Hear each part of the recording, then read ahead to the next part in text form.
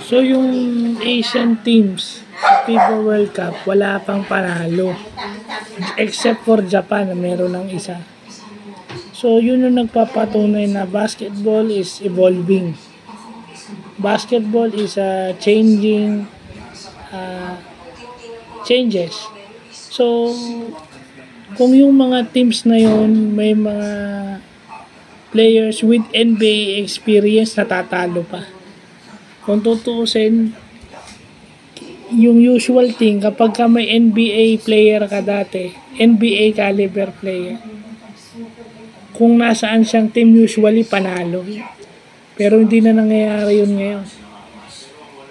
Diba si Hedadi may NBA experience yan.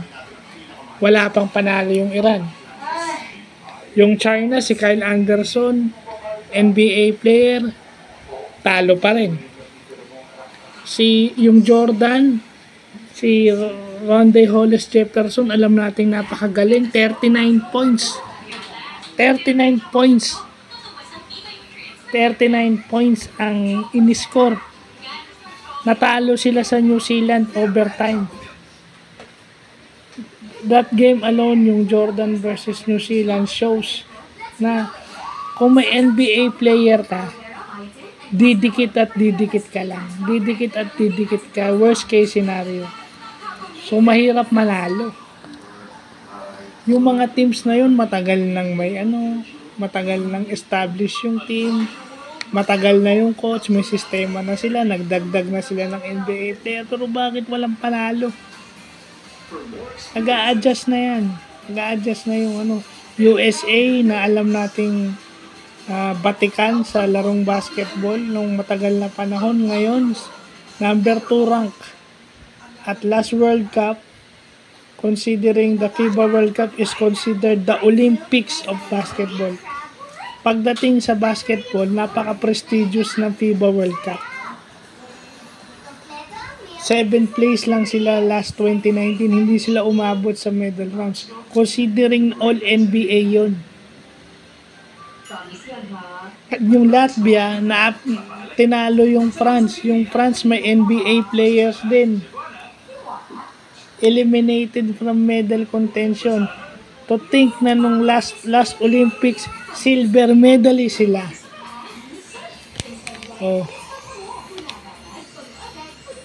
Kung nahihirapan yung mga Asian teams na, okay, alam natin pagdating sa Asia, yung Iran, yung China, malakas yan. Tinatambakan tayo niyan.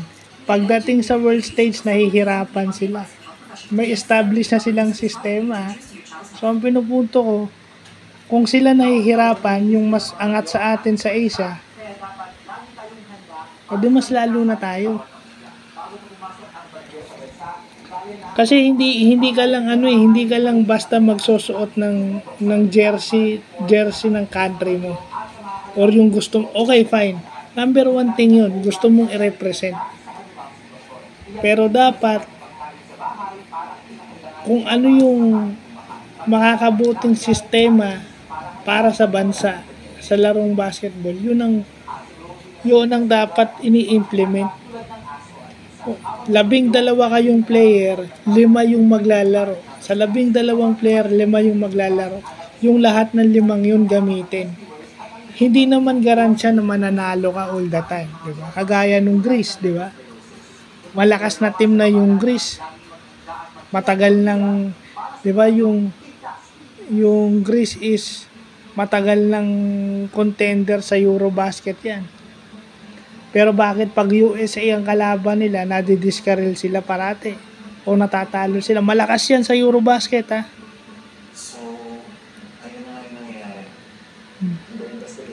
Yung Italy, number 10 team, inupset ng Dominican Republic. O, bihirang mangyari yun. Number 10 ranked team, natalo. Mas lower ranking yung Dominican Republic. O, bakit mas maganda pinapakita? So, hindi yan eh. Yung France na may 3 NBA player, tinalo ng Latvia. Okay? Kasama yung team natin o yung Gilas sa mga teams na wala pang panalo. So, kung sila may sistema ng maayos at natatalo pa sila, dapat yun yung makita ng SBP. At saka ng PBA na source ng Gilas Pilipinas. Yung mga Asian teams, yung mga malalakas na teams, yung sinasabi ni Coach Yeng, yun yung totoo. Iwan na tayo. Kasi kung sila nga sa Asia, yung mga kapitbahay natin sa Asia is wala pang panalo, mas lalo na tayo.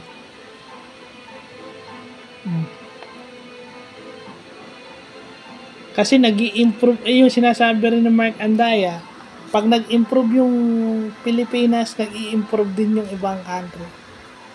So, dapat pag nag-i-improve sila, sumasabay lang kung talagang gusto nyo mag-pursue ng international, international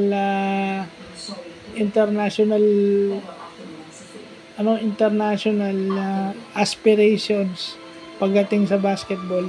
Sumasabay ka dapat sa development. Diba yung sinasabing hindi na kailangan ng foreign coach yung coach nga ng China dating taga-Serbia yun Hindi naman pure-blooded Chinese yung coach ng China. Foreigner Yung Coaches Association of the Philippines, baka naman pwede kayong humingi ng input sa mga foreign coaches. Dun sa mga nakakaalam ng European style, kaya nga ng sinabi ni, doon ako umahanga kay Coach Yeng. Kasi si Coach Yeng, Filipino coach siya, pero willing siyang aminin kung ano yung pagkukulang at ano yung gap, ano yung kailangang mangyari, ano yung kailangang gawin. So, sino makapagbibigay ng better insights doon kundi yung mga foreign coaches like Coach Tim, Coach Tim Cone, Coach Tab Baldwin. Kasi si Coach Tim Cone ilan na yung championships niya sa PBA. Kumukuha pa siya ng inputs from the NBA Summer League. Kumukuha pa siya ng inputs kay Coach Eric Spoelstra na yearly o annually nag-update ng basketball schemes. Hindi tumitigil yan. Si Coach Eric Spoelstra, every season nagdadagdag yan ng bago. Si Steve Kerr, every season nagdadagdag yan ng bago. As long na nasa coaching job sila, patuloy pa rin silang nag-o-observe. Even si Greg Popovich, di ba? Hindi natin alam kung paano niya gagamitin si Victor Wembanyama ngayon.